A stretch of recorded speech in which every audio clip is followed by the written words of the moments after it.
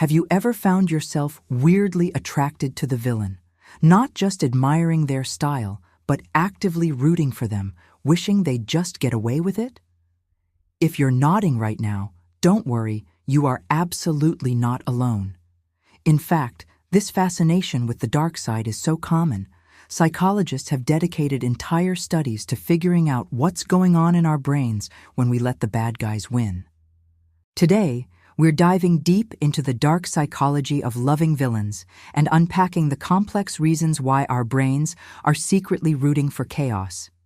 Think about the iconic villains throughout history, whether it's Loki, Hannibal Lecter, the Joker, or even characters from real-life crime documentaries. They are often charismatic, intelligent, highly motivated, and let's be honest, they're usually having a much better time than the straight-laced hero.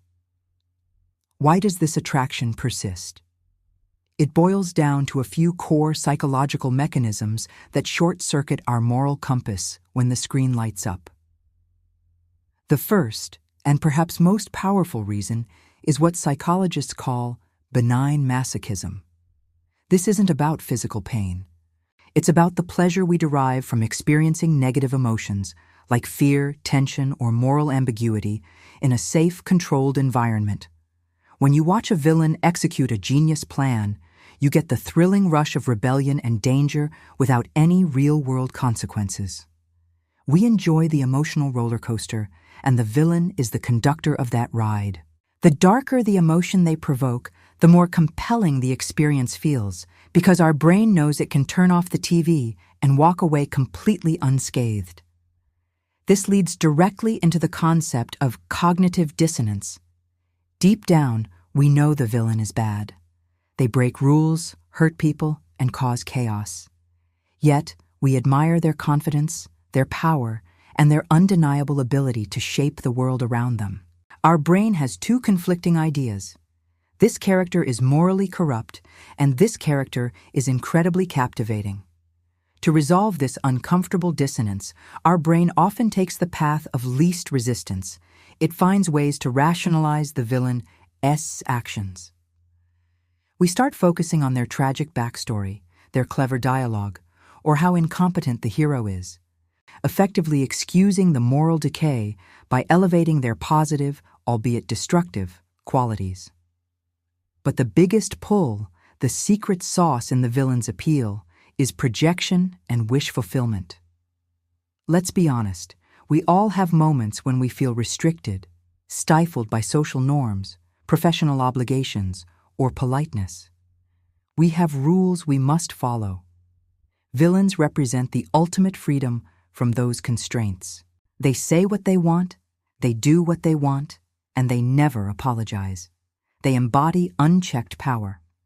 When we root for a villain, we are momentarily projecting our own unfulfilled desires for power, control, and freedom onto them. They get to perform the actions we would never dare attempt in real life, and through that projection, we experience a fleeting taste of that intoxicating liberation. This effect is magnified exponentially when the villain exhibits traits that society values, even if those traits are twisted towards evil. Think about intelligence, strategic thinking, perseverance, and confidence. Many villains possess these qualities in spades. Loki is brilliant, Hannibal Lecter is sophisticated, the Joker is intensely charismatic. We are inherently drawn to competence. When that competence is fused with amorality, it creates a deeply attractive paradox. We admire the skill, even as we condemn the application of that skill. This is the aestheticization of evil. We appreciate the art of the crime more than we mourn the damage it causes. Now let's talk about the specific types of villains that truly hook us. The most common favorite is the misunderstood villain, or the tragic antagonist. These are characters who started good, but were twisted by circumstances, injustice, or trauma. They give us an emotional access point. We feel empathy for their past pain, which allows us to justify their present actions. Their evil becomes less a choice and more a consequence, softening the blow to our own moral identity when we root for them. If the villain is purely evil, a sociopath with no backstory, The attraction is harder to sustain because there is no human connection to anchor the empathy.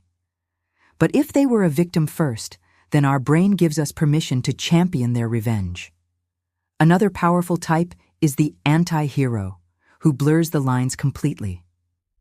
Characters like Walter White or Dexter Morgan aren't strictly villains, but they perform monstrous acts while maintaining relatability. They often operate from a morally gray zone, fighting corruption or protecting their families, but using truly horrifying means to do so.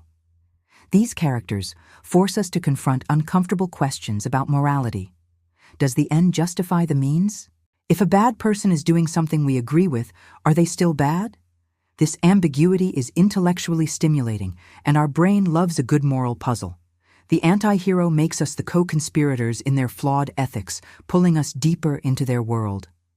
Finally, there's the sheer element of excitement. Heroes are predictable. They follow the rules. We know they will eventually win, or at least try to. Villains are inherently unpredictable.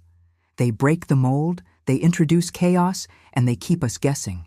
They represent the unexpected, and from an evolutionary standpoint, the unexpected requires our full attention. Our brains are hardwired to pay attention to threats and anomalies, and a captivating villain lights up those warning systems in a thrilling, exciting way. So, the next time you find yourself secretly hoping the charismatic bad guy gets away with the heist, don't sweat it. It's not a sign that you're destined for a life of crime. It's just your brain safely exploring the dark side. It's your desire for freedom, power, competence, and a little bit of thrilling chaos, all wrapped up in the safety of your couch. It's proof that we are complex creatures who enjoy confronting the shadows, especially when those shadows are impeccably dressed and delivering killer one-liners. What villain do you secretly root for, and why? Let me know in the comments below. If you enjoyed this deep dive into the darker corners of psychology, please hit that like button and subscribe for more content exploring the science behind pop culture. Thanks for watching.